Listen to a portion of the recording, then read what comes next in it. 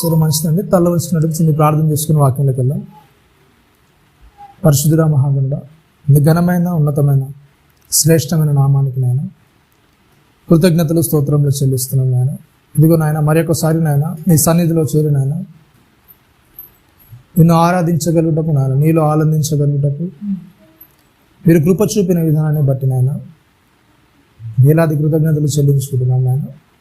ఇదిగో నాయన ఇంతవరకు నాయన పాటల ద్వారా నేను ఆరాధించాను నాయన.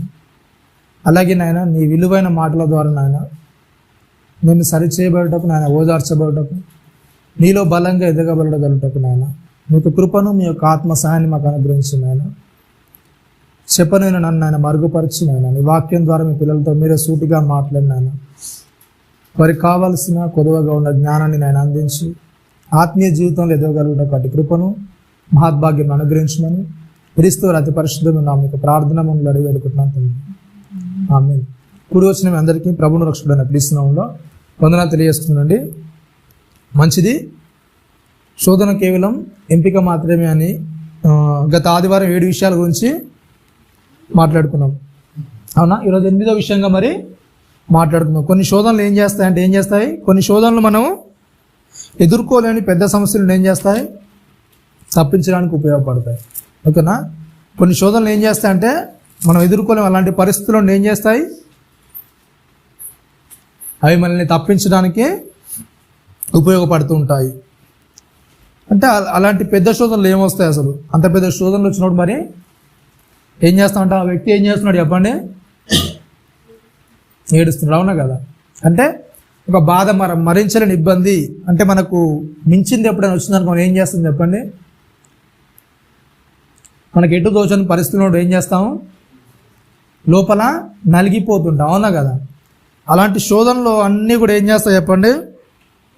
ఏం చేస్తాయి? మనం ఎదుర్కోలేని ఎంత పెద్ద శోధనైనా కానీ పెద్ద సమస్య నుండి తప్పించడానికి అవన్నీ కూడా మనకు ఉపయోగపడతాయి. బాధ కలిగించే పరిస్థితులు ప్రతిదీ కూడా మళ్ళీ ఏం చేస్తాయి? పెద్ద పరిస్థితుల్లో, ఎంత పెద్ద పరిస్థితుల్లోనైనా సరే మనల్ని విడిపించడానికి ఉపయోగపడుతుంటాయి. మీకు తెలుసు 2022 సెమినార్ మనం జరిగించిన సెమినార్ తెలుసు కదా. మేము అనుకున్న బడ్జెట్ ఏంటంటే చాలా తక్కువ, కొద్దిలో అయిపోతుంది అనుకున్నాం. ఒక 30,000లో అయిపోతుంది అనుకున్నాం బడ్జెట్. 30,000లో అయిపోతుంది అనుకొని దానికి సిద్ధపడ్డాం 30,000కు. కానీ ఏమైందంటే అనుకోకుండా ఏమైపోయింది? బడ్జెట్ అనేది పెరిగిపోయింది. అంటే చెప్తున్న దానికల్లా మళ్ళీ ఇంకోటి యాడ్ చేస్తున్నారు ఎక్స్ట్రా. మనం అనుకున్నది కొద్దిది, కానీ ఏమైందంటే దానికి ఎక్స్ట్రా యాడింగ్ అవుతూ ఉంది. అవునా కదా? మనం అనుకున్న దానికి మించిపోతే ఏమవుతుంది చెప్పండి? మనం సమకూర్చుకున్న డబ్బేమో కొంత ఇంతలో అయిపోతుంది అనుకున్నాం, కానీ పెరుగుతున్న కొద్ది ఏమవుతుంది చెప్పండి? మన మీద ఏమవుతుంది? ఆ ప్రెషర్ అనేది పెరుగుతుంది. అవునా కదా? ఎప్పుడైతే మనం అనుకున్న స్థాయి అనేది దాటుతుంటుందో ఆ ప్రెషర్ అనేది, ఆ నొప్పి అనేది పెరుగుతూ ఉంటుంది. ఇక మామూలు నేను కలిసి మాట్లాడుతుంది అసలు మనం అనుకుంది ఇంత, కానీ బడ్జెట్ అనేది పెరిగిపోతుంటుంది. మరి ఎవరి దగ్గర ఏమైనా అడిగామా? మేము డబ్బులు ఏమైనా అడిగామా? సభల్లో కానీ లేకుంటే సంఘంలో కానీ అనౌన్స్మెంట్ చేసామా? డబ్బులు చేసామా? చేయలేదు. దానికి కావాల్సిన డబ్బు అనేది అదే సర్లే, ఎందుకంటే ఇది మా పని కదా. అవునా కదా? మా సొంత పని అయితే కాదు, మా సొంతంగా మేమైతే నిర్వహించట్లేదు. ఎందుకంటే దేవుని కొరకు, దేవుని పిల్లల కొరకు ఇది నిర్వహిస్తున్నాం. కనుక ఏమవుతుంది చెప్పండి? ఏదేమైనా సరే ఏం చేస్తాడు? దేవుడే చూసుకుంటాలి అని నేను చేస్తాను దాన్ని అలాగే ముందు తీసుకెళ్ళాం. ఇలా ముందు తీసుకెళ్ళగానే మరి ఇక సునీల్ అన్న వచ్చే రోజు ఆ రోజే అయిపోయింది. దానికి కావాల్సిన కొన్ని సామాన్లు అనేది తీసుకెళ్ళడానికి వెళ్ళాము. అప్పటికే వాతావరణం అంతా కూడా చేంజ్ అయిపోయింది. వర్షం పడే స్థాయిలోనికి వచ్చేసింది. ఇక వర్షం పడుతుందేమో అనుకుంటున్నాం. అప్పటికే ఆ వాతావరణం అంతా చాలా కూల్ అయిపోయింది. వర్షం పడే పరిస్థితిలోకి వచ్చి, మీకు గుర్తుందో లేదు? ఉందా? వర్షం పడుతుందో అనుకున్నాం. అంత వాతావరణం అంతా అయిపోయింది. అరే అంతా అయిపోయింది, సరే డబ్బులు అయితే సమకూరే, అంతా అయిపోయింది. నేను ఏంటి చెప్పండి? వాతావరణ పరిస్థితి ఏంటి మరి? అవునా కదా? అన్నీ పర్లేదు, కానీ వాతావరణ పరిస్థితి ఏంటి మరి? సరే డబ్బులు అయితే ఎలాగలాగా సమకూర్చేసాం, కానీ వాతావరణాన్ని ఏం చేయగలం మనం? అవునా కదా? మేము వస్తుంటేనే వానలు పడుతున్నాయి. 5:30కి వెళ్ళి వస్తున్నాము. అప్పటికే కొద్దిగా మెట్టు నుంచి వెళ్తున్నప్పుడే వర్షం అనేది కొద్దిగా స్టార్ట్ అవుతుంది. అప్పటికే 4:30 ఆ టైం అవుతుంది. అంటే సభలు స్టార్ట్ కావడానికి ఇంకెంత టైం? ఇంకో 1.5 అవర్ అయితే సభలు స్టార్ట్ అవుతాయి. 6 o'clock కదా సభలు స్టార్ట్ అవుతాయి. అలాంటి పరిస్థితి ఎలా ఉంటుంది చెప్పండి? మన చేతులు ఏముంటుంది చెప్పండి? అవునా కదా? దేవునికి ప్రార్థన చేయడం తప్ప మన చేతులు ఏముండదు. అవునా కదా? సభలు అనేది ఖర్చుతో కూడుకుని, ఒకవేళ వర్షం పడింది అనుకో మనం ఏమైనా చేయగలుగుతామా కొద్దిగా? అవునా? వచ్చే వాళ్ళు ఎవరైనా ఉన్నా కూడా ఇబ్బంది అవుతుంది. హాల్ అనేది ఉంది, లోపలికి వెళ్ళొచ్చు, కానీ వచ్చే వాళ్ళు వస్తారా చెప్పండి? పక్కనే చర్చ్ అనేది ఉంది, దానిలోకి వెళ్ళి పెట్టుకోవచ్చు, కానీ ఏంటి చెప్పండి? ఏదైతే మనం అనుకున్నామో బయట వాళ్ళకి రీచ్ కావాలి. ఒకవేళ చర్చిలో పెట్టుకున్నాం అనుకో, ఎంతమంది ఉన్నారు చెప్పండి? ఎవరైతే సంఘం వాళ్ళు ఉన్నారో, క్రైస్తవులు ఉన్నారో వాళ్ళు మాత్రమే వస్తారు. మిగిలిన వారు వినగలుగుతారా? మరి వినగలుగుతారా? వినలేరు. ప్రార్థన చేసినప్పుడు ఏమైందంటే మీకు తెలుసు ఆ సందర్భం ఏమేమి చెప్పండి? వర్షం అనేది రాలేదు, సభలు అనేది ఆటోమేటిక్గా జరిగిపోయాయి. మరలా మధ్యలో కరెంట్ పోయింది, మరలా కొద్దిసేపటికి ఏమైంది? మరలా వచ్చింది. అవునా కదా? ఇవన్నీ ఎదుర్కొంటున్నప్పుడు ఏమవుతుంది చెప్పండి? మనకు అంతా కూడా ఎలా అనిపిస్తుంది చెప్పండి? ఆ సమస్య అనేది మన మీద దాడి చేస్తున్నప్పుడు, ఆ శోధన అనేది మన మీద దాడి చేస్తున్నప్పుడు ఏమవుతుంది చెప్పండి? ఏమవుతుంది? ఒక నిజంగా మనము ఏం చేయాలి చెప్పండి? కీర్తనకారుడు రాస్తూ చెప్తున్నాడు. కీర్తనలో 121 చూడండి ఒకసారి. 121 కీర్తన 5 నుండి 8 వచనాల్లో చెప్తున్నాడు. ఏంటంట? యెహోవాయే నిన్ను కాపాడువాడు, నీ కుడి పక్కను యెహోవా నీకు తోడుగా ఉండును. పగలు ఎండ దెబ్బనైనా నీకు తగలదు, రాత్రి వెన్నెల దెబ్బనైనా నీకు తగలదు. ఏ అపాయంను రాకుండా యెహోవా ఏం చేస్తాడు? కాపాడుతాడు. ఆయన నీ ప్రాణంను కాపాడును. ఇది మొదలుకొని నిరంతరం ఏం చేస్తాడు? ఏం చేస్తాడు చెప్పండి? ఎప్పుడైతే మనం దేవుని మీద ఆధారపడమది నేర్చుకుంటాం, ఏం చేస్తాడు చెప్పండి? దేవుడు ఏం చేస్తాడు? ఆయన కుడి పక్కను ఎడమ పక్కన ఏం చేస్తాడు చెప్పండి? మనకు అన్ని విధాలా కూడా ఏం చేస్తాడు? ఆయన సహాయపడుతుంటాడు. ఎప్పుడైతే మనం దేవుని మీద ఆధారపడుతుంటామో ఏం చేస్తాడు చెప్పండి? దేవుడు ఏం చేస్తాడు? ఎప్పుడైతే దేవుడు ఉన్నాళ్ళే, దేవుడు చూసుకుంటాళ్ళే, దేవుడు నాకు ఆధారంగానే ఎప్పుడైతే మనం వదిలేస్తామో దేవుని మీద ఏం చేస్తాడు చెప్పండి? దేవుడు తన కార్యాన్ని జరిగిస్తూ ఉంటాడు. ఎప్పుడైతే మనం మనుషుల మీద ఆధారపడతామో ఆ అద్భుతాన్ని మనం చూడలేం. అవునా కదా? నిజంగా మనం అనుకున్న ఆశించినంత అనేది మనకు దొరకదు. ఎప్పుడైతే దేవుని మీద ఆధారపడతామో మనం ఆశించిన దానికంటే ఎక్కువగా దొరుకుతుంది. అవునా కదా? దేవుని మీద ఆధారపడితే మనం అనుకున్న దానికంటే ఎక్కువగా దేవుడు చేస్తాడు. ఎప్పుడైతే మనం మనుషుల మీద ఆధారపడతామో కొద్దిగా నిరుత్సాహము కొద్దిగా జరుగుతుంటుంది. అవునా కదా? మనుషుల మీద ఎప్పుడైతే ఆధారపడతామో మనం అనుకున్నంత స్థాయి అనేది జరగకపోవచ్చు, కానీ దేవుడి మీద ఆధారపడితే ఏమవుతుంది చెప్పండి? ఏమవుతుంది? జరిగిపోతుంది. ఒకవేళ మరలా సెమినార్ పెట్టినా ఏమైనా ఇబ్బంది ఉన్నా మనం ఏం చేస్తాం చెప్పండి? ఏం చేస్తాం? పర్లేదు. ఎందుకు? దేవుడు అంతకుముందు జరిగించాడు కాబట్టి ఏం చెప్పండి? మనకున్న ధైర్యం ఏంటి? దేవుని మీద ఆధారపడితే దేవుడు ఏదైనా చేయగలడు. అవునా కదా? ఎప్పుడైతే దేవుని మీద మనం ఆధారపడతామో దేవుడు ఏం చేస్తాడు చెప్పండి? కుడి పక్కను ఎడమ పక్కను ప్రతి చోట ఏం చేస్తాడు? నిన్ను కంపల్సరీ ఏం చేస్తాడు? నీకు ఏదైతే ఇబ్బంది ఉందో, ఏదైతే శోధన ఉందో దాన్ని ఏం చేస్తాడు? దానిలో నుంచి తప్పిస్తాడు. నువ్వు ఏదైతే నలుగుతున్నావు ఆ పరిస్థితుల్లో ఏం చేస్తాడు? దేవుడు ఏం చేస్తాడు? అయితే అప్పుడు దేవుడు చూసేది ఏంటంటే అసలు దేని మీద ఆధారపడతావు నువ్వు? అవునా కదా? అలాంటి గట్టు పరిస్థితి, అలాంటి ఇబ్బంది అయిన పరిస్థితి వచ్చినప్పుడు నువ్వు దేని మీద ఆధారపడతావు? అసలు దేని మీద ఆధారపడతావు చెప్పండి మీరు? చాలా వరకు మనం దేని మీద ఆధారపడతాం చెప్పండి? దేని మీద ఆధారపడతాం? మనుషుల మీద ఆధారపడతాం. అవునా కదా? పలానా మనిషి అయితే పలానా వ్యక్తి అయితే అది చేయగలడు, ఇది చేయగలడు. అవునా కదా? మనుషుల మీద ఎక్కువగా మనం ఆధారపడుతుంటాం. మీకు తెలుసులో ఎప్పుడు కూడా ఏ కార్యక్రమం చేసినా సంఘంలో మేము ఎప్పుడు కూడా అడగం. అవునా కదా? అడుగుతాం ఎప్పుడైనా? ఇది చేయండి, లేకపోతే పలానా చేస్తున్నాము దాని నుంచి ఏమన్నా మీరేమైనా చేయగలరా అని కూడా ఎప్పుడు కూడా ఏం చేయం మేము? ప్రకటించాం. అవునా కదా? డబ్బు ఉంటే దాన్ని మేము సమకూర్చుకుంటాం, దాంతోనే చేస్తాం తప్ప ఇంకేదో భారం పెట్టి మీరు చేయాలని మేము ఎప్పుడు కూడా ప్రోత్సహించే పరిస్థితులను మేము ఎప్పుడు కూడా తీసుకెళ్ళాం. అవునా కదా? చేసాం ఎప్పుడన్నా అట్లా? భారం పెట్టి మీరు ఇది తీసుకురండి, అది తీసుకొని రండి, మీ ద్వారా జరిగేది ఏదన్నా ప్రేరేపించడం కూడా ఏంటి చెప్పండి? తప్పే. అవునా కదా? వాళ్ళను ప్రేరేపించే విధంగా అంటే దేవుడు ఇది జరిగించాలనుకుంటున్నాడు, మీ సహాయం అయితే ఏమన్నా చెయ్యండి అన్నా కూడా ఏంటి చెప్పండి? మేము ఎవరి మీద ఆధారపడుతున్నట్టు? మనుషుల మీద ఆధారపడుతున్నట్ట, దేవుని మీద ఆధారపడుతున్నట్ట? మీరు ఏమైనా సహాయం ఉంటే చెయ్యండి అంటున్నామంటే మా యొక్క ఉద్దేశం ఏంటి?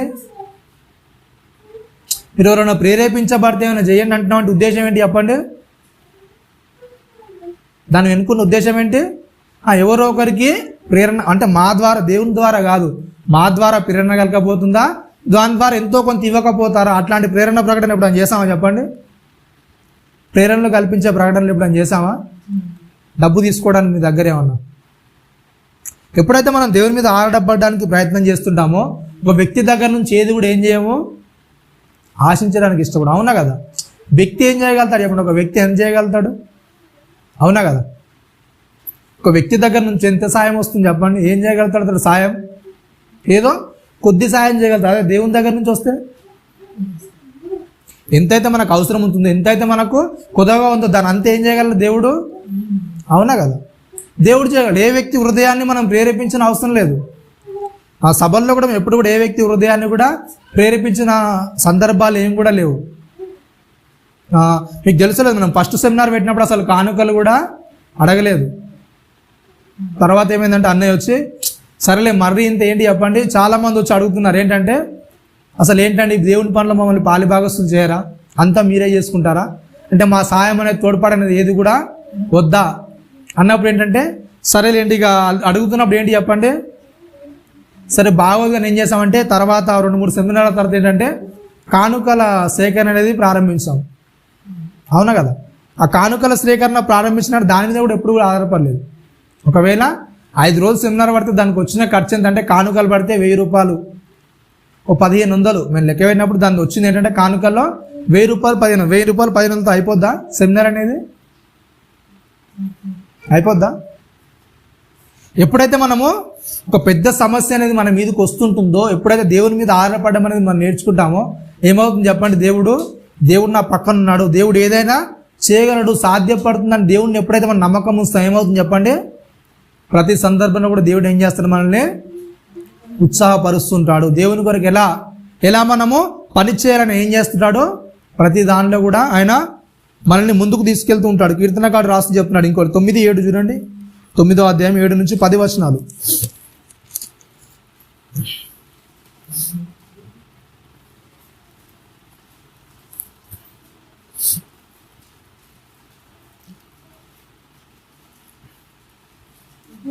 యెహోవా శాశ్వతముగా సింహాసనాసనుడై ఉన్నాడు, న్యాయము తీర్చుటకు ఆయన తన సింహాసమును స్థాపించి ఉన్నాడు. యెహోవా నీతిని బట్టి లోకమునకు తీర్పు తీర్చును, యథార్థతను బట్టి ప్రజలకు న్యాయము తీర్చును. నలిగిన వారికి తాను మహాదుర్గమగును, ఆపత్కాలములలో వారికి మహాదుర్గమగును. యెహోవా నిన్ను ఆశ్రయించు వారిని నువ్వు విడిచిపెట్టువాడవు కావున నీ నామం ఎరిగిన వారు నిన్ను ఏం చేస్తారు? నమ్ముకొందురు. ఏం చెప్తున్నాడు కీర్తనకారుడు రాసి ఏంటంట? యెహోవా నీతిని బట్టి ఏం చేస్తాడంట? లోకమును తీర్పు తీరుస్తాడు. యథార్థతను బట్టి ఏం చేస్తాడంట? ఏం చేస్తాడు? ప్రజలకు ఏం చేస్తాడు చెప్పండి? యథార్థతను బట్టి న్యాయాన్ని తీరుస్తాడు. ఒకవేళ మనము సంఘం పట్ల యథార్థంగా ఉండలే మనకి ఏమవుతుంది చెప్పండి? ఒకవేళ న్యాయ తీర్పులో నిలబడ్డాం అనుకోండి, ఒకవేళ ఏదో ఆశించి మనం సంఘాన్ని నడిపిస్తున్నాం అనుకోండి, ఏమవుతుంది చెప్పండి? ఏదో కొద్దిపాటి డబ్బు కొరకో కొద్దిపాటి దేని కొరకో మనము నడిపిస్తున్నాం అనుకోండి, ఏమవుతుంది చెప్పండి? ఆయన న్యాయత్రాసులు మనం చూసినప్పుడు ఎలా ఉంటాం చెప్పండి? అవునా కదా? నిజంగా న్యాయమైన వారిగా మనం ఉంటామా? ఎప్పుడైనా సరే మీరు దేవుని పనులు ఏదైనా చేసేటప్పుడు ఎలా ఉండాలి చెప్పండి? ఎలా ఉండాలి? యథార్థంగా ఉండాలి. దేవునికి యథార్థ హృదయాన్ని ఇచ్చేవారిగా ఉండాలి. అందుకే చెప్తే ఏంటంటే సనిగేవారుగా కానీ గునిగేవారుగా కానీ ఎప్పుడు కూడా దేవునికి ఏం చేయదు చెప్పండి? ఇచ్చేవారికి ఉండదు. ఇవ్వకపోతే మొత్తమే వద్దు, కానీ ఇచ్చేది ఎలా ఉండాలి చెప్పండి? ఇవ్వకపోయినా కానీ దేవుడు ఏమన్నాడు చెప్పండి? ఇవ్వకపోయినా కానీ దేవుడు దాన్ని లక్ష్య పెట్టాడు. కానీ సనుక్కుంటూ గునుక్కుంటూ ఏదో బాధపడుకుంటూ ఇచ్చావని ఏమవుతుంది చెప్పండి? నీ యథార్థత నీ నీతి అనేది ఏమవుతుంది చెప్పండి? తప్పిపోతుంది. అవునా కదా? దేవుడు ఏంటంటే మన ప్రతి పరిస్థితి కూడా దేవునికి తెలుసు. అవునా కదా? అలాంటప్పుడు నువ్వు ఇవ్వలేని పరిస్థితుల్లో దేవుడు అర్థం చేసుకుంటాడు. అవునా కదా? అలాంటప్పుడు మనం ఇచ్చే దానిలో కూడా ఏంటి చెప్పండి? అందరు చూస్తున్నారు కానీ ఇవ్వడం.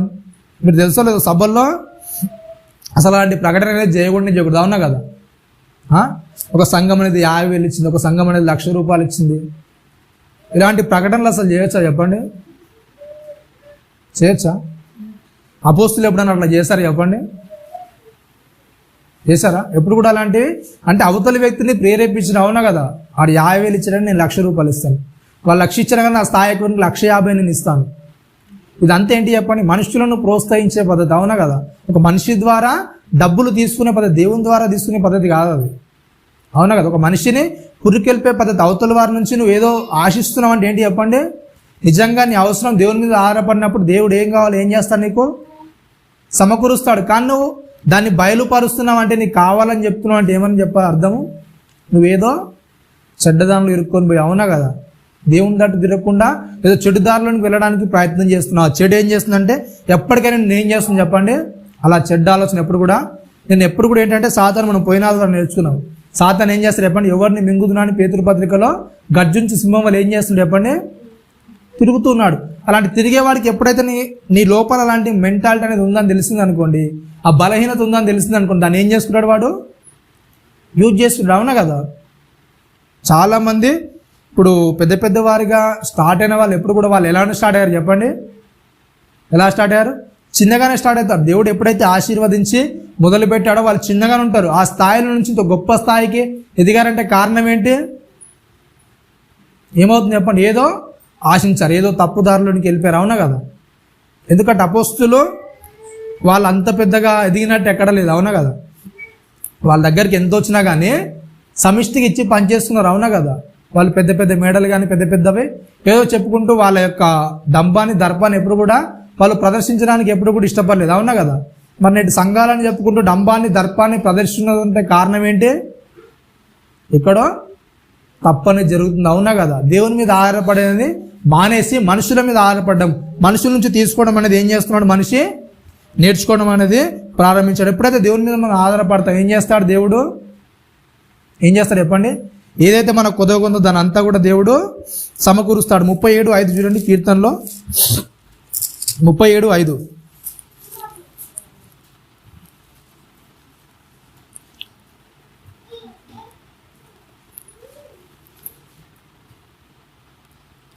నీ మార్గమును యెహోవాకు అప్పగింపుము, నీవు ఆయనను నమ్ముకొనుము, ఆయన నీ కార్యం ఏంటంట నెరవేర్చును. ఏం చేస్తాడంటే చెప్పండి? ఏమని చెప్తున్నాడు? నీ మార్గమును యెహోవాకు అప్పగించుము, నీవు ఆయనను నమ్ముకొనుము, ఆయన నీ కార్యం ఏం చేస్తాడంట? నెరవేరుస్తాడు. ఫస్ట్ ఏం చేయాలంటే మనం మన మార్గాన్ని ఏం చేయాలి? దేవునికి అప్పగించాలి. ఎప్పుడైతే మన మార్గాలను దేవునికి అప్పగిస్తామో ఆయన ఏం చేస్తాడు చెప్పండి? తప్పైన దారులు ఏవైతే ఉంటాయో ఏం చేస్తాడు చెప్పండి? ఆయన ఏం చేస్తాడు? సరి చేస్తాడు. నీ సంకటాలను అన్నింటినీ కూడా ఆయన ఏం చేస్తాడు? కుదురుస్తాడు. ఎప్పుడైతే మనము ఇది నా తప్పు అని తెలిసి దేవుని దగ్గరికి వస్తామో, ఆ తప్పు చేయొద్దని దేవుని వాక్యం అనేది మనం సరి చేయడానికి ఉపయోగపడుతుంటుంది. తప్పు చేశాను కదా, నేను దేవుడి దగ్గర రాకూడదని నీ అంతా నువ్వే పక్క జరిగిపోయావు, ఏమవుతుంది చెప్పండి? నీ బలహీనత నువ్వు ఎలా జరిగిపోతావు? నీ అంతా నువ్వు ఎలా పక్క వచ్చేస్తావు? కాబట్టి ఏంటంటే ఆయన నమ్ముకొనుము, ఆయన ఈ కార్యాన్ని ఏం చేస్తాడు? ఆయన ఏం చేస్తాడు? నువ్వు ఏదైతే అనుకుంటున్నావు ఆ కార్యాన్ని ఏం చేస్తాడు? ఆయన నెరవేరుస్తాడు. ఓకేనా. కొన్ని శోధనలు ఏం చేస్తాయి? మనము ఏదైతే పెద్ద పరిస్థితులు ఉన్నాయో ఆ సమస్యలను ఏం చేస్తాయి? మనల్ని ఎదుర్కోలేని పెద్ద సమస్యలను ఏం చేస్తాయి? తప్పించడానికి ఉపయోగపడుతుంటాయి. అలాగే 9వ ఏంటంటే కొన్ని శోధనలు ఏం చేస్తాయి చెప్పండి? మనం క్రీస్తు శ్రమల్లో పాలి భాగస్తులు అవ్వడానికి ఉపయోగపడుతుంటాయి. ఇంకొన్ని శ్రమలు ఏం చేస్తాయి చెప్పండి? ఏం చేస్తాయి? క్రీస్తులో ఏం చేయాలి? మనము ఏం చేయాలి? పాలి భాగస్థులం కావడానికి ఉపయోగపడుతుంది. నిజంగా మరి క్రీస్తులో పాలి భాగస్థుల శ్రమలోనికి వెళ్ళారా? ఎప్పుడన్నా వెళ్ళారా?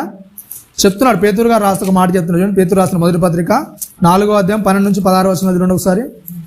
పేతురు రాసిన మొదటి పత్రిక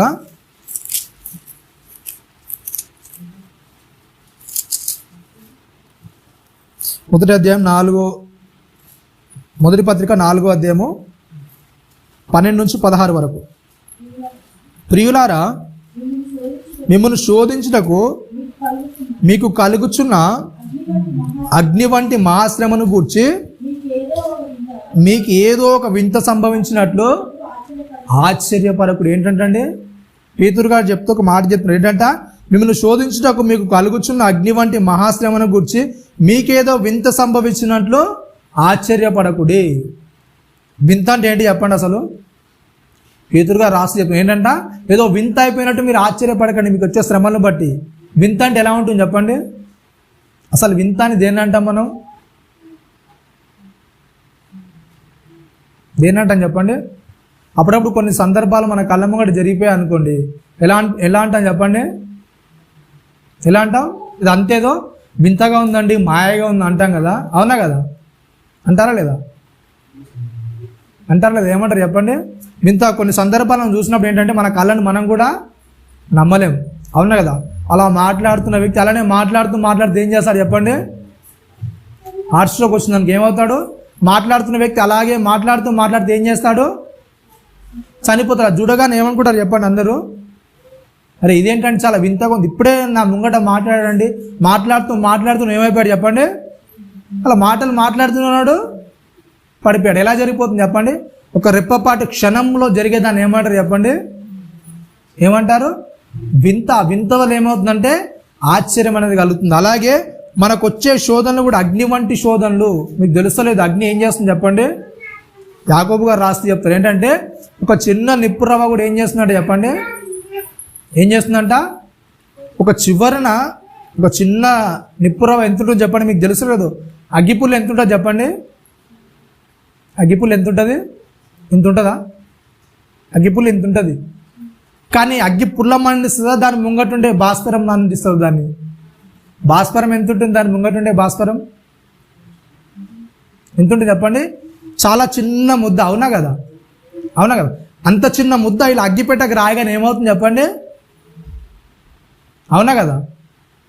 పెద్దగా చిన్నదైనా ముట్టించామనుకోండి, చిన్నగా ఊర్లలో అప్పుడు ఒక గుడిసెల్లేకు ఉండేవి, ఒక గుడిసె అంటుకుంది అనుకోండి, ఏమవుతుంది చెప్పండి? ఏమవుతుంది? దాని వెంబడున్న గుడిసెలన్నీ కూడా ఏమవుతాయి చెప్పండి? అవునా కదా? అంటేసుకుంటే, అవునా కదా? ఇలా చూసే లోపల గుడిసెలన్నీ ఏమైపోతాయి? కాలిపోతాయి, అవునా కదా? అలా చూసే లోపలనే అన్నీ కూడా కాలిపోతాయి. చూసినప్పుడు ఎలా అనిపిస్తుంది చెప్పండి? మనకు ఎట్లా అనిపిస్తుంది? వింతగా అనిపిస్తుంది, అవునా కదా? అరే నేను ఇలా జరిగే లోపల ఏమైపోయింది చెప్పండి? ఏమైపోయింది? అంటుకొని వెళ్ళిపోయాయి. చాలా సందర్భాల్లో కొన్ని ఫ్యాక్టరీస్ కూడా ఏంటంటే వాళ్ళు పని చేస్తూనే ఉంటారు, కానీ ఏమవుతాయి చెప్పండి? ఏం చేస్తాయి? కొన్ని ఫ్యాక్టరీస్ అనేసి తగలబడిపోతూ ఉంటాయి. ఏదో చిన్న కారణాల వల్ల ఏమవుతాయి చెప్పండి? అవి అంటుకొని అవంతా కూడా ఏం చేస్తాయి? ఆ ఫ్యాక్టరీ అంతా నష్టానికి దారి తీసే విధంగా అనిపిస్తూ ఉంటాయి. అంటే ఇవన్నీ కూడా ఏంటంటే చాలా వింతగా అనిపిస్తుంది. అప్పటి వరకు నడిచింది, అప్పటి వరకు మనం కళ్ళ ముందు కదిలింది, కానీ ఏమవుతాయి చెప్పండి? ఒక రెప్పపాటు క్షణంలో ఏమవుతాయి? మనకు వింతగా అనిపిస్తుంటాయి. అట్లాగే ఏంటంట మిమ్మల్ని శోధించడానికి మీకు కలుగుచున్న అగ్ని వంటి మహాశ్రమను గురించి ఏంటంట మీకు వింత సంభవించినట్టు ఏంటంట ఆశ్చర్యపడద్దు. మీకు కలిగే శ్రమలను బట్టి అసలు ఏంటి, ఇంతవరకు మంచిగా ఉన్నాను కదా, ఇప్పటివరకు బాగానే ఉన్నాను కదా, ఇప్పటివరకు నాకు ఏమీ లేదు కదా, ఇప్పటివరకు నాకు ఎలాంటి ప్రాబ్లం అనేది లేదు కదా, కానీ ఏంటి చెప్పండి? ఒక్కసారి ఏంటి నాకు ఇన్ని శ్రమలు, ఒక్కసారి ఏంటి నాకు ఇన్ని కష్టాలు, అవునా కదా? మీకు తెలుసలేదా? మీకు ఈ శ్రమ అనేది ఎప్పుడైనా వచ్చిందనుకోండి, ఆ శ్రమ ఒకటే రాదు, అవునా కదా? ఆ శ్రమ అనేది ఒక చిన్నది వచ్చి వెళ్ళిపోదు. ఏం చేస్తుంది చెప్పండి? ఒకదానికి ఒకటి, అవునా కదా? మీద పడిపోతుంటే, అవునా కదా? ఒకటేసారి అన్ని మీద పడిపోతాయి, ప్రాబ్లమ్స్ అన్నీ కూడా ఒకటేసారి మీద పడతాయి. అలాంటప్పుడు ఏమనిపిస్తుంది చెప్పండి మీకు? అవునా కదా? నేను ఏం చేయలేను, అసలు ఇన్ని ప్రాబ్లమ్స్ ఏంటి, అవునా కదా? ఇంట్లో తండ్రికి బాగుండదు, సరే తండ్రికి బాగలేదు కానీ తండ్రికి సేవ చేస్తుంటే తల్లికి బాగుండదు, సరే తల్లి బాగలేదా పిల్లలన్నా బాగుండదు, వాళ్ళు సేవ చేస్తుంటే వాళ్ళకు కూడా ఏమవుతుంది చెప్పండి? ఏమవుతుంది? వాళ్ళ పరిస్థితి కూడా బాగుండదు. అంటే ఒకరి సుఖ దుఃఖాలు ఒకరు చూసుకోకుండా ఏమవుతుంది చెప్పండి? అవుతూ ఉంటుంది, అవునా కదా? చాలా పేపర్ న్యూస్లో మనం చదువుతుంటాం, అవునా కదా? అంటే రేపు శుభకార్యం అనుకోండి, సూర్యాపేట ఒకసారి నల్గొండ సైడ్ ఏమో పేపర్ న్యూస్లో వచ్చింది, వాళ్ళు పెళ్లి పత్రికలు వంచడానికి వెళ్తున్నారు, తండ్రి కొడుకు వాళ్ళ అమ్మ ముగ్గురు వెళ్తున్నారు. ఇంకా శుభకార్యం ఇంకా 1 రోజులు ఉంది, వెళ్తున్నా కానీ ఏమైపోయింది? ఒక లారీ అనేది వచ్చి వాళ్ళను ఢీకొంది. ముగ్గురు కూడా ఏమైపోయారు?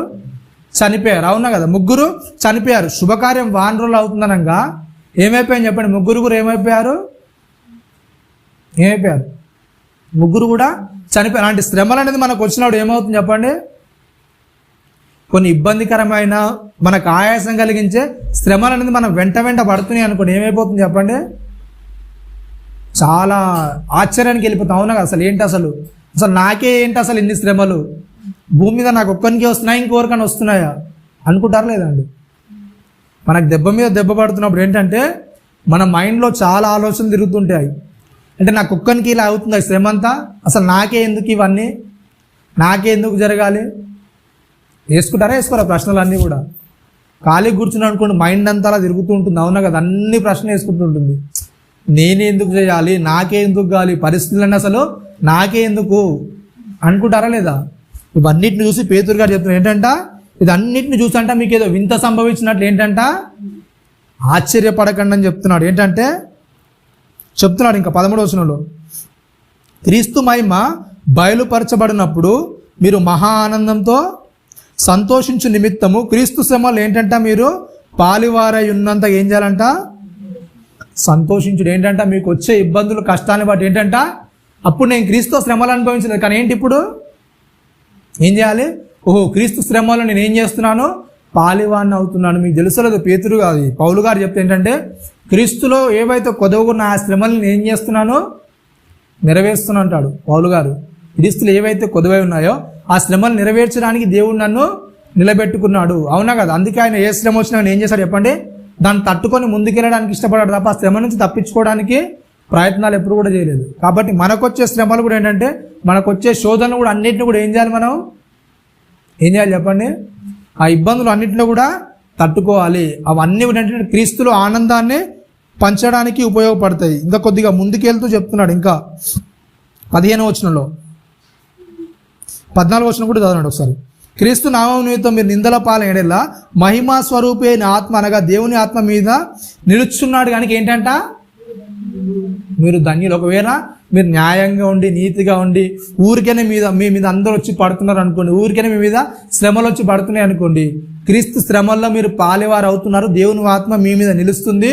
ప్రతి దానిలో ఆ శ్రమ అలా కంటిన్యూ అవుతుంది. కానీ ఏం చేస్తాడు, దేవుడు మీకు తోడుగా ఉంటాడు. ఓకేనా? ఆ శ్రమ ఇబ్బంది అనేది ఆగిపోదు. ఓకేనా? శ్రమ అనేది మీకు కంటిన్యూ అవుతుంది. కానీ ఏం చేస్తాడు, దేవుని నాతోడు ఉన్నాడనే భరోసా వస్తుంది అని చెప్తున్నాడు. అలా ఒకవేళ అయితే ఏంటంట, మీరు ధన్యులు అని చెప్తున్నాడు. 15వ వచనం చూడండి. మీలో ఎవడును నరహంతకుడుగా కానీ దొంగగా కానీ దుర్మార్గుడుగా కానీ పరుల జోలికి పోవాడుగా కానీ బాధ అనుభవింపదా. ఒకవేళ నిజాయితీగా ఉండి బాధలు వచ్చాయి అనుకోండి, దేవుని ఆత్మ మీ మీద ఉంది, మీరు ధన్యులు అవుతారు. కానీ ఒకవేళ మీరే వెళ్ళి అవన్నీ తెచ్చుకున్నారనుకోండి, కొని తెచ్చుకున్నారనుకోండి, అప్పుడు ఏమవుతుంది చెప్పండి, ఏమవుతుందంట, అట్లాంటి దానికి వెళ్ళి మీరు ఒకవేళ నా క్రీస్తు వల్ల బాధలు వస్తున్నాయి, నువ్వే వెళ్ళి బండ కింద చేయబెట్టి నలిగిపోయింది కదా అని నువ్వు తెచ్చుకున్నావు అనుకోండి, అది క్రీస్తు నిమిత్తం బాధ కాదు. ఓకేనా? నువ్వే వెళ్ళి సమస్యలు ఇరుక్కున్నావు అనుకోండి, అది క్రీస్తు నిమిత్తం వచ్చిన బాధ. అంటే ఏంటి చెప్పండి, నీ అంత అజ్ఞానం ఎవరు కూడా లేరు. చాలామంది ఏం చేస్తారంటే వాళ్ళంతా వాళ్ళే సమస్యలను కొని తెచ్చుకుంటారు. అవునా కదా?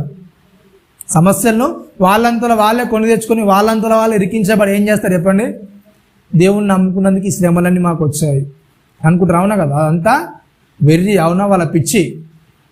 నువ్వు నిజాయితీగా నీతిగుండి ఉట్టిగానే అపవాస్యం పాలే, ఉట్టిగా నిందల పాలైతే దేవుణ్ణి నిమిత్తం వచ్చిన శ్రమ. నువ్వు కావాలని ఏదో నువ్వే వెళ్ళి తగిలించుకుంటే దాన్ని ఏమవుతుంది చెప్పండి, అది క్రీస్తు నిమిత్తం వచ్చిన శ్రమనా, నువ్వు కావాలని వెళ్ళి తట్టించుకున్న శ్రమనా? అవునా కదా? ఒక మాట అనుకుంటే ఏమవుతుంది చెప్పండి, అక్కడ గొడవ ఆగిపోతుంది అన్నప్పుడు మనం ఏం చేయాలి చెప్పండి, ఏం చేయాలి, ఆ మాట అనేది మనలో నుంచి రాకుండా ఓర్పు పట్టాలి. కానీ ఆ మాటను నువ్వు అనేసి గొడవకు నువ్వే కారణమయ్యి క్రైస్తవులకు ఇలాంటి ఇబ్బందులు తప్పవులే. ఎందుకంటే నిజం మాట్లాడితే లోకమంతా ఇలాగే అంటుందంటే ఏమవుతుంది చెప్పండి, అది అవునా కదా? నీకు అనకూడదని తెలుసు, ఆ సందర్భంలో మాటని రెచ్చగొట్టకూడదని తెలుసు, కానీ రెచ్చగొట్టేసి నువ్వేమనుకుంటా చెప్పండి, నిజం మాట్లాడితే ఇది అంతా నా మీదకి వచ్చింది అనుకుంటే ఎంత పొరపాటు చెప్పండి. అవునా కదా? మనం ఎప్పుడైనా సరే ఏం చేయాలి చెప్పండి, మనమే వెళ్ళి అవతల వారిని ఇబ్బంది పెట్టేవారి, అవతల వారి అంతా మనం మీకు తెచ్చుకునే వారు ఎప్పుడు కూడా ఉండి నా క్రీస్తు నిమిత్తం కలుగుతుందంటే అది అజ్ఞానము. 16వ వచనంలో చెప్తున్నాడు, ఎవడైనాను క్రైస్తవుడైనందుకు బాధ అనుభవించినాడు అతడు సిగ్గుపడక ఆ పేరును బట్టి ఏం చేయాలని చెప్తున్నాడు, దేవుణ్ణి మహిమపరచాలి. ఎవడైనా సరే క్రైస్తవుడు అనేది ఏంటంటే మన మీదకి వచ్చే ఇబ్బందులు శోధనలు మన ఊరికి అంటున్నారు అనుకోండి, దేవుణ్ణి నమ్ముకున్నందుకే నాకు ఇన్ని బాధలు అని మనం కొన్ని అనుకుంటుంటాం లోపల. అవునా కదా? గునుక్కుంటుంటాం. దేవుని నమ్మకుంటే నాకు ఈ బాధలను ఉండకపోవచ్చు, నేను అసలు నీతిగా ఉండకపోతే ఈ బాధలను ఉండకపోయి ఉండొచ్చు. అవునా కదా?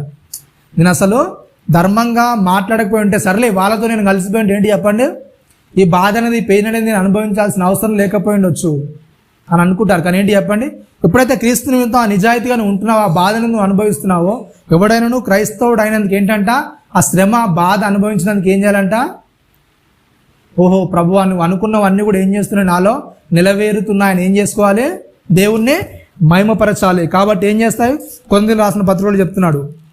కొరింథీయులకు రాసిన 2వ పత్రిక 5వ అధ్యాయం, 2వ పత్రిక 5వ అధ్యాయం 1వ అధ్యాయం 5 నుంచి 7 వచనం చదవండి. కొరింథీయులకు రాసిన మొదటి పత్రిక 1వ అధ్యాయము, 2వ కొరింథీ 1వ అధ్యాయము 5 నుంచి 7 వచనాలు చెప్తున్నాడు. 5 నుంచి 7 వచనాలు ఏంటంట, క్రీస్తు యొక్క శ్రమలు మాయందు ఇలాగ విస్తరించున్నవో అలాగే క్రీస్తు ద్వారా ఆదరణయు మాకు విస్తరించున్నది. ఏంటంటే చెప్పండి, ఏమవుతాయంటే చెప్పండి, క్రైస్తవుడు అయినందుకు ఏమవుతాయంట, శ్రమలను ఏం చేస్తాయి చెప్పండి. అపోస్తలుడైన పౌలు గారు చెప్తూ కొరింథీ సంఘానికి చెప్తున్నాడు ఏంటంట, చెప్తున్నాడు ఏంటంట, క్రీస్తు యొక్క శ్రమలు మాయందు ఎలాగో విస్తరించుచున్నవో ఏం చేస్తాయంటే చెప్పండి, క్రీస్తు యొక్క శ్రమలు ఏమవుతాయంటే చెప్పండి, విస్తరిస్తుంటాయి. మీకు తెలుస్తలేదా, మీరు నోరేసుకొని పడిపోయినప్పుడు ఏ ఇబ్బంది ఉండదు. అవునా కదా? మీ నోరేసుకొని అవతలని గెలిచినప్పుడు ఏ ఇబ్బంది ఉండదు. మీరు నోరు మూసుకొని ఎప్పుడైతే సైలెంట్గా ఉంటారు ఏమవుతుంది చెప్పండి, ఏమవుతుంది, అప్పుడు స్టార్ట్ అయ్యింది శ్రమ అనేది. అవునా కదా? ప్రతి ఓడు వచ్చి నేను ఏం చేస్తాడు, నేను అరుచుకుంటూ ఉంటాడు, అంటే నువ్వు ఏం చేస్తావు. అవునా కదా? అప్పుడు ఏం చేస్తావు చెప్పండి, శ్రమలనే ఏం చేస్తాయి, విస్తరిస్తూ ఉంటాయి. ఎప్పుడైతే క్రీస్తులో మనం ఇంకా ఎదుగుదాలనుకుంటుంటామో అప్పుడు ఏం చేస్తాయి చెప్పండి, శ్రమలన్నీ కూడా చుట్టూ ఏం చేస్తుంటాయి, విస్తరిస్తుంటాయి. అలా విస్తరిస్తున్నప్పుడు ఏమవుతుందంట, ఇంకా చెప్తున్నాడు, అలాగే ఏంటంటే క్రీస్తు ఆదరణ కూడా ఏం చేస్తుంది, మీకు ఎప్పుడైతే శ్రమలు అనేది విస్తరిస్తూ ఉంటాయో అప్పుడే ఏం చేస్తుంది, దేవుని ఆదరణ కూడా ఏం చేస్తుంది, మీకు విస్తరిస్తూ ఉంటుంది. ఎప్పుడైతే మన శ్రమలు ఎక్కువగా అవుతుంటాయో దేవుని ఆదరణ కూడా ఏమవుతుంది, మన మీద ఎక్కువ అవుతూ ఉంటుంది. నీకు ఎంత శ్రమ అవుతుంటుందో దేవుడు అంత ఆదరణ ఏం చేస్తాడు, కలిగిస్తుంటాడు. మీరు ఎంత ఓర్చుకుంటారో అంత ఓపికని ఏం చేస్తాడు, దేవుడు ఏం చేస్తాడు, మీకు రప్పిస్తుంటాడు. మీకు తెలుసోలేదు, ఒకప్పుడు మీరు గట్టిగా అరిచేవారు, మాట్లాడేవారు. కొన్ని సందర్భాలు ఏంటంటే కొద్ది సందర్భాల్లో వాక్యం మనకు గుర్తొచ్చినప్పుడు ఏం చేస్తుంది చెప్పండి, అదే ఇష్యూ అనేది మనం ముందుకు వచ్చినప్పుడు అరిచి గెలిచే వాళ్ళము. కానీ ఆ సందర్భం అనేది మనం ముందుకు వచ్చినాక ఏం చేస్తాం చెప్పండి, మొన్నే కదా వాక్యం విన్నాం. అవునా కదా? కొన్ని సందర్భాల్లో మనల్ని మనం ఏం చేస్తాం, వదిలేసుకుంటాం. అంత ఓర్పు ఎందుకు వస్తుంది, ఒకప్పుడు దాని గురించే పోట్లాడినవాడిని, కానీ ఏం చేస్తావు, దాని గురించి ఏం చేస్తావు, ఒక్కో సందర్భాల్లో నిన్ను వదిలేసుకుంటావు. ఏంటంటే ఎప్పుడైతే నీకు శ్రమ విస్తరిస్తుందో దేవుని కృప కూడా ఏం చేస్తుంది చెప్పండి, నీలో తగ్గింపు అనేది నేర్పిస్తూ ఉంటుంది, దేవుని స్వభావం అనేది. అవునా కదా? ఎప్పుడైతే దేవుని వాక్యాన్ని మనం గమనిస్తూ ఉంటామో అప్పుడు మనం ఏం చేస్తుంది చెప్పండి, శ్రమ విస్తరిస్తున్న కొద్దీ మనలో ఏం చేస్తుంది, దేవుని యొక్క ఆదరణ కూడా మనలో విస్తరిస్తూ ఉంటుంది. 10వది ఏంటంటే చూడండి, కొన్ని శోధనలు ఏం చేస్తాయంటే మనకు క్రీస్తులాగా మారనివ్వని ఆటంకాలు ఏం చేస్తాయి, గుర్తించడానికి ఉపయోగపడుతుంటాయి. కొన్ని శ్రమలు ఏం చేస్తాయంటే మనకు క్రీస్తులాగా మారనివ్వని ఆటంకాలను మనం గుర్తించడానికి ఉపయోగపడుతుంటాయి. అవునా కదా? ఎవరో ఒకరి ద్వారా ఏం చేస్తాం చెప్పండి, మనం ఏదో ఒక మాటని మనం అనిపించుకుంటూనే ఉంటాం. అవునా కదా? ఏదో ఒక మాట అనేది మనల్ని ఎవరో ఒకరు అంటూనే ఉంటారు. ఎందుకంటారంటే అది గుర్తు చేస్తుంటాడు. అవునా కదా? అలాంటప్పుడు మనకి ఏమవుతుంది చెప్పండి, కొద్దిగా కోపం అనేది, ద్వేషం అనేది వస్తూ ఉంటుంది. ఎందుకంటే ఆ లోపం మనలో ఉంది. అరే నువ్వు క్రీస్తు నమ్ముకున్నావు కదా, ఇలా చేయొద్దు అంటే ఏమవుతుంది చెప్పండి, ఏమనిపిస్తుంది మీకు, ఏమనిపిస్తుంది చెప్పండి, చెప్పొచ్చావాలి, నువ్వు అన్నీ కూడా పాటిస్తున్నావా, నువ్వు అన్నీ పాటించి ఏం చేయి నాకు చెప్పు. అవునా కదా? అంత లోపల నుంచి ఏమవుతుంది చెప్పండి, వస్తుంది. కానీ వాక్యానికి లోపడడానికి ఇష్టపడతావా, అరే నిజంగానే కదా దేవుడిలో ఉండమని చెప్పాడు అనడానికి ఇష్టపడతామని చెప్పండి. ఆ తప్పని నీకు తెలుసు. కొన్ని శోధనలు ఏం చేస్తాయంటే మనకు క్రీస్తులాగా మారనివ్వని ఆటంకాలు ఏం చేస్తాయి, గుర్తించడానికి ఉపయోగపడుతుంది. ఎవడో ఒకడు ఏం చేస్తాడు, మన తప్పు అనేది ఎత్తు చూపిస్తున్నాడు. నువ్వు తప్పు చేస్తున్నావు, ఎందుకు ఆ తప్పు అనేది చేస్తున్నావు నిన్ను పాయింట్ చేస్తాడు. ఏం చేస్తాడు చెప్పండి, ఆ తప్పు అనేది నీకు తెలవాలి. అలాంటి శోధన అనేది దేవుడిని ముందుకు తీసుకొని వస్తాడు. అవునా కదా. చాలామంది అంటుంటారు ఏంటంటే, నేను అన్నీ పర్ఫెక్ట్గానే ఒక విషయం ఏం చేస్తాను చెప్పండి, నన్ను నేను కంట్రోల్ చేసుకోలేనండి అంటుంటారు.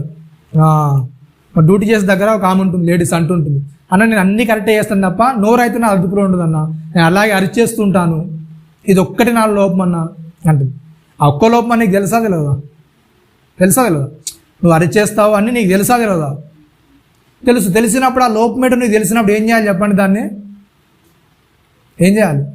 అదుపులో ఉంచుకోవాలి. ప్రతి మనిషికి కూడా తన లోపం ఏంటో తనకు తెలుసు. అవునా కదా. ప్రతి లోపం ఏంటో తనకు తెలుసు. క్రీస్తులాగా అవి మారనియ్యవని తెలుసు. అవునా కదా.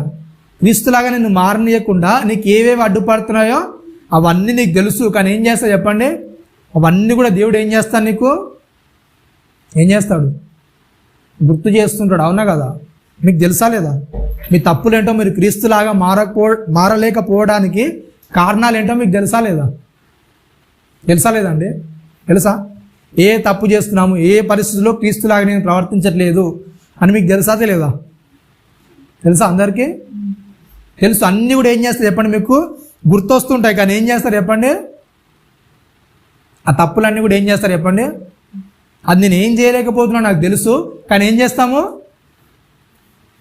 చేస్తారు, పర్లేదులే, ఏం కాదులే. అవునా కదా. చాలా విషయాలు మనం ఏం చేస్తాం చెప్పండి, లగ్జరియస్గా ఉండడానికి ఇష్టపడుతుంటాం. అవునా కదా. మన శరీరం ఏదైతే చెప్తుందో దాన్ని చేయడానికి ఇష్టపడుతుంటాం. ఈ వ్యక్తి ఏం చేస్తున్నాడు చూడండి, ఏం చేస్తున్నాడు, ఎంజాయ్గా చిల్ అవుతున్నాడు. అవునా కదా. అంతేనా? చిల్ అంటే ఏంటి, సేద తీరుతున్నాడు. ఒకవేళ తెలుగులో చెప్పాలంటే హాయిగా సేద తీరుతున్నాడు అనమాట. అవునా కదా.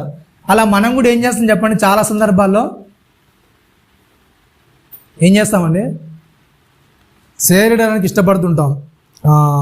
మామతో అంటున్నాడు డేవిడ్ అన్న, మేకలు కాసి నేను చాలా అలసిపోయానన్నా, ఎన్ని రోజులు కాసాడో తెలియదు కానీ చాలా అలసిపోయానన్నా, ఇక డబ్బులు నా చేతికి వస్తాయి, ఇప్పుడు ఏం చేయాలి చెప్పండి, డబ్బులు నా దగ్గర ఉన్నాయని ఏం చేయాలి చెప్పండి, కొద్ది రోజులు హాయిగా తినేసి ఏం చేయాలి చెప్పండి, ఏం చేయాలి, నా కాళ్ళు చేతులు అన్నీ బక్కగా అయిపోయినా, మేకలు కాసి చాలా అలసిపోయాను, కానీ ఏం చేయాలి ఇప్పుడు, ఏం చేయాలి, శరీరానికి కొద్దిగా సుఖం ఇవ్వాలని ఒక 6 నెలలు బాగా ఫుడ్ తీసుకొని కొద్దిగా రెస్ట్ తీసుకుంటే బాడీ ఏమవుతుంది చెప్పండి, ఏమవుతుంది, రీసైకిల్ అవుతుంది మళ్ళా.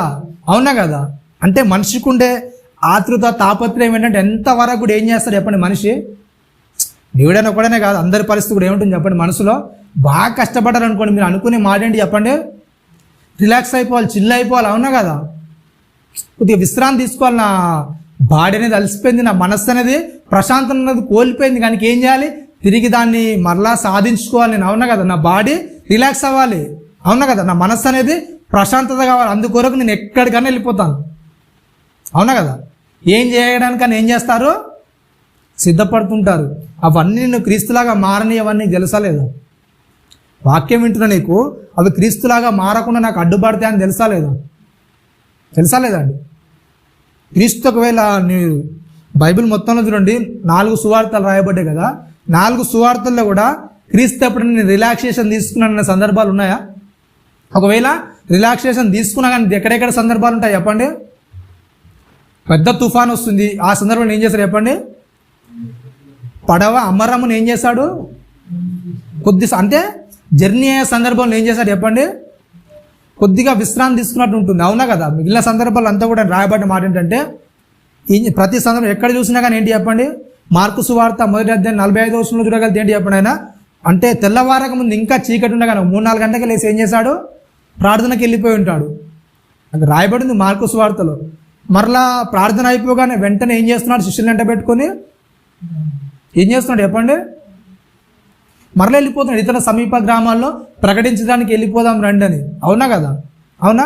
మళ్ళీ ఇది అయిపోగానే శిష్యులకు కొన్ని డౌట్స్ వస్తాయి. సాయంత్రం దాకా ఏం చేస్తారు చెప్పండి, ప్రకటించుకుంటుంటారు. ఇలా ప్రకటించుకుంటుండగానే మరలా వీళ్ళకి రాగానే కొన్ని డౌట్స్ అనేది వస్తాయి. అవునా కదా. ప్రభువా నీ ఉపమానం చెప్పారు, దీని భావం ఏంటి అసలు, అరే వాళ్ళందరికీ చెప్పాను మీకు కూడా అర్థం కాలేదని మరలా దాని గురించి ఏం చేయాలి, శిష్యులకు ఎక్స్ప్లెయిన్ చేయాలి, అవునా కదా? అంతమందికి ఎక్స్ప్లెయిన్ చేయాలంటే ఎంత టైం పడుతుంది చెప్పండి? ఒక్కరికి ఎక్స్ప్లెయినేషన్ చేయాలంటే మామూలు ఒక ఇద్దరు వ్యక్తులు కూర్చున్నారు అనుకోండి, 1 గంట 2 గంటలు ఏమవుతుంది చెప్పండి? గడిచిపోతుంది. ఇప్పుడు శిష్యులందరూ ఉన్నప్పుడు ఒక్కొక్కరికి ఒక్కొక్క డౌట్ వస్తుంది, అవునా కదా? ఇప్పుడు 4 సువార్తలు చూస్తే ఒక్కొక్కరు ఒక్కొక్క తీరు అనేది రాసుకున్నారు వాళ్ళు, అవునా కదా? ఒక సందర్భం అనేది వాళ్ళకి అర్థమైన విధంగా రాసుకుంటూ వచ్చారు సువార్తలు. అంటే వాళ్ళకి ఈ కోణంలో అర్థమైంది, వాళ్ళకి ఈ కోణంలో అర్థమైందని. ఇప్పుడు ఒక్కొక్కరికి ఒక్కొక్క ఎక్స్ప్లెనేషన్ ఏం చేయాలి చెప్పండి? యేసుక్రీస్తు వారు వాళ్ళకి అర్థం కానప్పుడల్లా ఇస్తూ ఉండాలి, అవునా కదా? ఇలా ఇస్తున్నప్పుడు ఆయన ప్రతిరోజు దినచర్య ఏంటి చెప్పండి? ఎక్కడైనా రెస్ట్ తీసుకోవడానికి ఇష్టపడ్డాడు, అవునా కదా? నేను అల్సర్ తీర్చుకుంటాను, నాకు రెస్ట్ కావాలి బాడీకి అని ఇక్కడ అన్న సందర్భాలు ఉన్నాయా చెప్పండి? అవునా కదా? కొద్దిపాటి శ్రమ ఇబ్బంది కలగగానే మనిషి ఏం చేస్తాడు చెప్పండి? నాకు రిలాక్స్ కావాలి, అవునా కదా? నాకు మనశ్శాంతి కావాలి, ప్రశాంతత కావాలని ఏం చేస్తాడు మనిషి? వెతుకుతూ ఉంటాడు. అవన్నీ కూడా మనకు తెలుసు. క్రీస్తులాగా ఇవి మారనివ్వని సందర్భాలు, క్రీస్తులాగా నన్ను మారడానికి ఉపయోగపడిన సందర్భాలు ఇవన్నీ కూడా మనకు తెలుసు. కానీ ఏం చేస్తాం చెప్పండి? మనం అంత శ్రమను, అంత ఇబ్బంది తీసుకోవడానికి మనకి ఇష్టపడం, అవునా కదా? తీసుకోవడానికి ఇష్టపడతాం చెప్పండి? అంత శరీరాన్ని నలగొట్టడానికి, మనస్సును నలగొట్టడానికి ఇష్టపడతాం చెప్పండి? ఇష్టపడతారా లేదా అండి? మనకెందుకులే, మనం కూడా ఏమైపోవాలి చెప్పండి? చిల్ అయిపోవాలి, అవునా కదా? రెస్ట్ తీసుకోవాలి, బాడీకి రెస్ట్ కావాలి. దాన్ని సుఖవంతంగా ఏం చేయాలి? మేపాలి దాన్ని. అన్నీ మేపేది. ఎందుకంటే యాకోబు గారు చెప్తే ఏంటంట, వద్దినమంది ఏంటంట, అవునా కదా? ఆ గొర్రెపోతును పొట్టేను లేకుండా ఒక ఆవును ఊరి మీద వదిలేసి ఎందుకు చెప్పండి? ఎందుకు వదిలేస్తారండి? మీకు తెలుసా? ఊర్లో ఏదైనా పండగ చేసినప్పుడు ఏంటంటే ఒక దున్నపోతును ఏం చేస్తారు చెప్పండి? ఊరంతా కొనేసి ఏం చేస్తారు? ఊరి మీద వదిలేస్తారు మేపడానికి, అవునా కదా? ఎప్పటి వరకు వదిలేస్తారు దాన్ని? ఎప్పటివరకు చెప్పండి? బాగా బలిసి అది బాగా కొవ్వు పట్టేసి ఏం చేయాలి చెప్పండి? అలా కొవ్వు పట్టేసిన తర్వాత ఏం చేస్తారంటే దాన్ని వధిస్తారు, అవునా కదా? మనిషి సుఖాన్ని, ప్రశాంతతను కోరుకొని ఏం చేస్తున్నప్పుడు లగ్జరియస్గా బ్రతకడానికి ఎందుకు చెప్పండి? నేను చెప్పట్లేదు, వాక్యంలో రాయబడింది, అవునా కదా? యాకోబు గారు రాసి ఏంటంటే బతదినమంది ఎందుకు సిద్ధం చేస్తున్నారు చెప్పండి? మీ శరీరాలను, మీ యొక్క లగ్జరియస్ను అంత ఎందుకు చేస్తున్నారు చెప్పండి? బతదినంలో మీరు తెగబడ్డానికే, అవునా కదా? వద్దినమందు మీరు అంతా తెంపబడ్డానికి ఏం చేస్తున్నారు? మీ శరీరాలను ఏం చేస్తున్నారు? రెస్ట్ ఇస్తున్నారు. దేవుని వాక్యం అంటే విలువ ఇవ్వట్లేదు, అవునా కదా? నిజంగా దేవుని వాక్యాన్ని విలువ ఇస్తున్నాను చెప్పండి? దేవుని వాక్యము, దేవుడు నాతో మాట్లాడుతున్నాడు, దేవుడిని నేను లోబడాలనే పరిస్థితుల వరకైనా ఉన్నాయా చెప్పండి? ఉన్నాయా లేదా? మరి ఇలాంటి పరిస్థితులు లేనప్పుడు మనం దేని కొరకు సిద్ధపడుతున్నట్టు? మరి వధ కొరకే కదా, అవునా కదా? దేవుడు వదిలేస్తుంది ఎందుకు చెప్పండి? బాగా తినేసి మేసి ఏం చేయాలి చెప్పండి? వధకు సిద్ధంగానే వదిలేస్తున్నాడు. చాలా పరిస్థితుల్లో మన పరిస్థితి ఏంటో మనకు తెలుసు, మనం మారకపోవడానికి కారణాలు ఏంటో తెలుసు. ఈ పరిస్థితుల్లో నేను మారలేకపోతున్నాను. చాలా సందర్భాలు ఏం చేస్తారంటే చెప్తుంటారు, అవునా కదా? అనే నాకు ప్రార్థన చేయండి, అవునా? ఈ సందర్భంలో నేను ఏం చేయలేకపోతున్నాను, ఈ శోధన నేను జయించలేకపోతున్నాను, అవునా కదా? ప్రార్థన చేయండి. అందరం కూడా చెప్పుకుంటారు. ఎందుకు చెప్పండి? నిజంగా మారడానికా లేకపోతే సానుభూతి పొందడానికా? నువ్వు నీతిమంతును అని చెప్పుకోవడానికా? ఎందుకు చెప్పండి? నేను నీతిమంతుని, శోధన నేను జయించలేకపోతున్నాను, నా గురించి నువ్వు ప్రార్థన చేయి, అవునా కదా? ప్రతి సందర్భంలో నువ్వు ఏ పరిస్థితిలో అయితే ఓడించబడుతున్నావు, ఏ పరిస్థితిలో అయితే నువ్వు జయించబడుతున్నావు, ఆ పరిస్థితిని తెలిసినప్పుడు నువ్వు ఏం చేయాలి చెప్పండి? దేవుని కొరకు మొరపెట్టాలా వద్దా? దేవుని ముందు అంగలార్చాలా వద్దా? ఈ పరిస్థితిని నేను దాటలేకపోతున్నాను ప్రభువా, నువ్వు సహాయం చేయాలని ఏం చేయాలి చెప్పండి? అవతలకు చెప్పడం కాదు, ఏం చేయాలి చెప్పండి? దేవుని ముందు అంగలార్స్తే ఏం చేస్తాడు? దేవుడు ఆత్మసహాయాన్ని ఇచ్చి ఆ పరిస్థితి నుండి, ఆ శోధన నుండి మనం ఏం చేస్తాడు చెప్పండి? తప్పించడానికి ప్రయత్నాలు చేస్తున్నాడు. చాలా సందర్భాలు ఏం చేస్తామంటే సానుభూతి పొందడానికి అవతలలో నుంచి మనకు సానుభూతురాలు, మన నిజాయితీ గలవారం అని చెప్పుకోవడానికి ఏం చేస్తాం చెప్పండి? అవతలకు చెప్పడం ప్రారంభిస్తుంటాం. నా తప్పు ఇది, నా శోధన ఇది, నేను దీన్ని జయించలేకపోతున్నాను, నేను దీన్ని గెలవలేకపోతున్నాను. ఆ తప్పేంటో, ఆ శోధన ఏంటో నీకు తెలిసినప్పుడు ఏం చేయాలి చెప్పండి? నువ్వు ఏం చేయాలి? దాని గురించి ప్రభువు ముందు అంగలార్చొద్దా? అవునా కదండి? ఈ సందర్భాన్ని నేను చేయలేకపోతున్నాను, నేను దీన్ని గెలవలేకపోతున్నాను అన్నప్పుడు దానికి కావాల్సిన వాక్యం అంతా కూడా ఏం చేశాడు ప్రభు? మన ముందుంచాడు. దాన్ని పక్క పెట్టేస్తాం మనం. మనకేం కావాలి చెప్పండి? అవునా కదా? అవతల నుంచి వచ్చే సానుభూతి, అవతల నుంచి వచ్చే మాటలు అవి వింటే చాలు మన బ్రతుకు అనేది మారిపోతుంది అనుకుంటాం. మనం చేస్తున్న పెద్ద మిస్టేక్ అదే కదండి. క్రీస్తులాగా మారనివ్వకపోవడానికి శోధన ఏంటో మనకు తెలుసు, కానీ ఏం చేస్తాం చెప్పండి? పర్లేదులే మార్పు అనేది ఒక రోజులో రాదు, కానీ ఏం చేయాలి చెప్పండి? దినదినం ఏం చేయాలి? మనము ఏం చేయాలి? నిన్నటి పరిస్థితి రోజు ఉండొద్దు, అవునా కదా? కొద్దిగా మార్పు అనేది రావాలా వద్దా?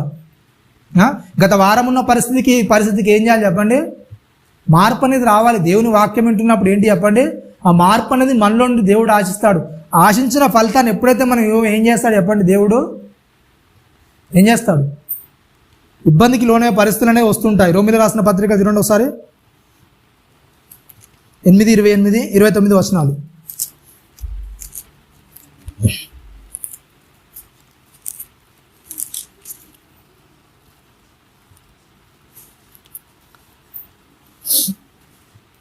దేవుని ప్రేమించు వారికి అనగా ఆయన సంకల్పం చొప్పున పిలువబడిన వారికి మేలు కలుగుటకై సమస్తం ఏంటంట? సమకూడి జరుగుచున్నవని ఎరుగుదుము. ఎందుకనగా తన కుమారుడు అనేక సహోదరుల్లో జ్యేష్ఠుడగినట్లు దేవుడు ఎవరిని ముందుగా ఎరిగానో వారు తన కుమారునితో స్వారూప్యం గలవారవుటకు వారిని ఏంటంట? ముందుగా నిర్ణయించెను. ఏం చేయాలి చెప్పండి? క్రీస్తు స్వారూప్యంలోనికి మనం ఏం చేయాలి? చేయబడాలి, అవునా కదా? ఇవన్నీ శ్రమలు శోధనలు మనకి ఎందుకు వస్తున్నాయంటే క్రీస్తు స్వారూప్యంలోనికి మనం ఏం చేయాలి? మలచబడాలి. క్రీస్తులో ఏవైతే లక్షణాలు ఉన్నాయో, ఏవైతే గుణాలు ఉన్నాయో ఆ గుణాలు మనలో ఏం చేయాలి చెప్పండి? రావాలి, అవునా కదా? ఫిలిప్పీయులకు రాసిన పత్రిక 1వ అధ్యాయం 6వ వచనం చూడండి.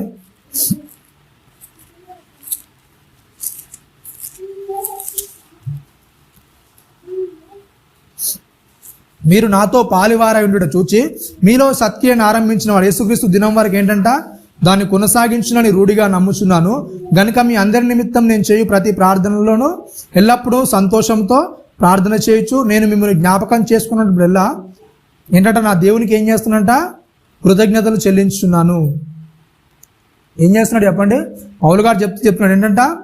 మొదటి దినం నుండి ఇది వరకు సువార్త విషయంలో మీరు నాతో పాలివారై ఉండడం చూసి మీలో ఈ సత్యాన్ని ఆరంభించిన వాడు ఏంటంటే యేసుక్రీస్తు దినం వరకు ఏం చేస్తాడంట? ఎప్పుడైతే మీరు మంచి కార్యాలను చేయడానికి ప్రారంభిస్తారో ఏం చేస్తాడు చెప్పండి? దేవుడు అది కడ వరకు ఏం చేస్తాడు? మీలో ఏం చేస్తాడు? కొనసాగిస్తాడు. ఎప్పుడైతే నువ్వు ఒక మంచి నిర్ణయాన్ని తీసుకుంటావో, దేవునికి ఒక మంచిగా నేను బ్రతకాలనుకుంటావో ఆ నిర్ణయాన్ని దేవుడు ఏం చేస్తాడు చెప్పండి? ఏం చేస్తాడు? కడ వరకు కూడా ఏం చేస్తాడు? కొనసాగిస్తాడు. దేవుడు నీతో ఉంటాడు. కొరింథీయులకు రాసిన మొదటి పత్రిక చూడండి 11 మొదటి వచనం ముగించుకుందాం. కొరింథీయులకు రాసిన మొదటి పత్రిక 11 మొదటి వచనం. నేను క్రీస్తుని పోలి నడుచుకున్న ప్రకారము మీరు నన్ను పోలి నడుచుకునుడి. ఏంటంట? అపోస్తలుడైన పౌలు గారు మాట్లాడి చెప్తున్నారు ఏంటంట? నేను క్రీస్తుని పోలి నడుచుకున్న ప్రకారం ఏంటంట? మీరు నన్ను పోలి నడుచుకున్నాడు. నిజంగా మీరు చెప్పగలుగుతారు చెప్పండి? నేను క్రీస్తుని పోలి నడుచుకుంటున్నాను, నన్ను పోలి మీరు నడుచుకుని అనగలుగుతారు చెప్పండి? అనగలుగుతారా? ఎందుకు? క్రీస్తు ఏదైతే మీలో కొనసాగించాడో ఆ సత్యాన్ని మీరు ఏం చేస్తున్నారు చెప్పండి? కొనసాగించడానికి మీకు ఇష్టం లేదు, అవునా కదా? ఏవైతే నా తప్పులు ఉన్నాయో ఆ తప్పులను సరిదిద్దుకోవడానికి మనిషికి ఇష్టం లేదు, అవునా కదా? ఇది తప్పు అని ఎవడైతే చెప్తాడో వాని మీద అరవడం, వాడిని బ్యాడ్ చేయడం తప్ప ఏం చేస్తాడు చెప్పండి మనిషి? అరే నిజంగా ఇది నా లోపమే కదా, నేను సరిదిద్దుకోవాలి. కానీ మనిషి ఏం చేయండి చెప్పండి? ఏం చేయడు. తన తప్పులను సరిదిద్దుకోవడానికి ఎప్పుడు కూడా ఇష్టపడడు, అవునా కదా? అవతల వారి తప్పులు ఏం చేస్తాడు? క్షుణ్ణంగా పరీక్షిస్తుంటాడు. ఈ తప్పు నీలో ఉంది, తప్పులో నీలో ఉందని చెప్తున్నాడు. కానీ అవతల తప్పు అనేది చెప్పేవారికి ఏం చేస్తాడు చెప్పండి? ఏం చేస్తాడు? ఇది నాది కాదులే, నాకు అవసరం లేదులే అనుకుంటాడు. కాబట్టి ఏంటంటే కొన్ని శోధనలు ఏం చేస్తాయి? మనను క్రీస్తులాగా మారనివని ఆటంకాలను ఏం చేస్తాయి? మనకు గుర్తు చేస్తుంటాయి. నువ్వు ఇంకా క్రీస్తులాగా మారలేదు, నువ్వు క్రీస్తులా ఇంకా మారలేదని ఏం చేస్తాయి? కొన్ని శోధనలు మనకు గుర్తు చేయడానికి అవి ప్రయత్నం చేస్తుంటాయి. కాబట్టి అలాంటి శోధనలు అన్నింటిలో కూడా మనం ఏం చేయాలి? క్రీస్తులాగా మారే ప్రతి అవకాశాన్ని కూడా ఏం చేయాలి? మనము సద్వినియోగం చేసుకోవాలి. కాబట్టి విన్న మాటలు జాగ్రత్తగా మన హృదయంలో ఉంచుకొని ప్రతి శోధన కూడా ఏం చేస్తుంది చెప్పండి? మనల్ని దేవునికి దగ్గర చేస్తుంది. కాబట్టి ప్రతి శోధన కూడా మనం ఏం చేయాలి? ఏం చేసుకోవాలి? మనము ఉపయోగించుకోవాలి. దేవునికి దగ్గరగా అవ్వడానికి మనము ప్రయత్నాలు కొనసాగిస్తున్నారు. కాబట్టి చిన్న మాటలు ముగిస్తుంది. తల వంచుకొని చిన్న ప్రార్థన చేస్తున్నాం. పరిశుద్ధుడ మహాగణుడ, నీ ఘనమైన ఉన్నతమైన శ్రేష్టమైన నామానికి కృతజ్ఞతలు స్తోత్రం నాయన. విన్న మాటలు నాయన మా హృదయంలో ఫలించిన ఆయన నీ కొరకు ఆత్మీయంగా మమ్మల్ని మేము కట్టుకొనగలుగుటకు నాయన మీ కృపను నాయన మీ యొక్క ఆత్మ సాయాన్ని మాకు అనుగ్రహించిన నాయన. అలాగే జరుగునున్న బలలో నాయన పాఠ్యంతులను తోడుగా ఉండి మీకు మహిమకరంగా జరిగే అటు కృపను మహాద్భాగ్యాన్ని మాకు అనుగ్రహించమని క్రీస్తు వారి అతి పరిశుద్ధమైన నామమున ప్రార్థన మనం అడిగి వేడుకున్నాను తండ్రి. ఆమేన్. అందరికీ వందనాలండి.